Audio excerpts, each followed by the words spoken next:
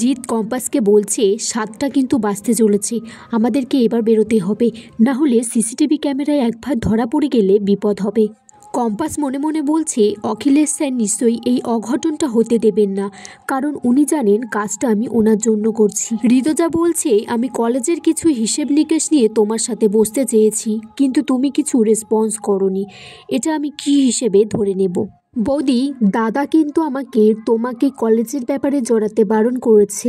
ঋতুজা বলছে আচ্ছা ঠাকুরপো, তোমার দাদাকে কি বলেছো যে ওয়েলফেয়ার ফান্ডে নোটবুকটাই লেখা আছে চেয়ারম্যানকে যখন তখন সরানো যায় না?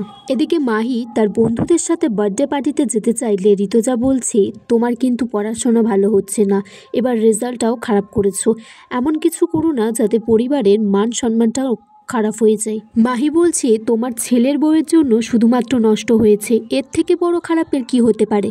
কলেজে মোনালিসা কম্পাস আর জিতের উপরে নজর রেখেছে, তখন মোনালিসার মা কম্পাসকে ফোন করে বলছে তোর শ্বশুর মশাই আমাদের বাড়িতে এসেছিল, মোনার দাদুর সাথে কী সব আলোচনা করছিল, তুই যে কাজটা করছিস সাবধানে করিস, তোর শত্রুর কিন্তু অভাব নেই, অন্যায় করলে তুই সবাইকে শাস্তি দিবি, কে আপন কে পর এইসব ভাবলে কিন্তু তোর চলবে না। এদিকে মাহি একটু নেশা করে 4জন ছেলে মিলে তাকে জোর করে ধরেছে, তখন কম্পাস দেখেছে, দেখে তাকে বাঁচাতে যায়। বাড়িতে তার মা বাবা খুব টেনশন করছে, আর বাবা বলছে যে এটা কি প্রথমবার হয়েছে যে মাহি বন্ধুদের সাথে আড্ডা মারতে গেছে আর ফোনটা ধরেনি। এদিকে সে 4জন ছেলে মিলে ফোন করে বলছে যে হ্যাঁ বস, মাহিকে এখনই নিয়ে আসি।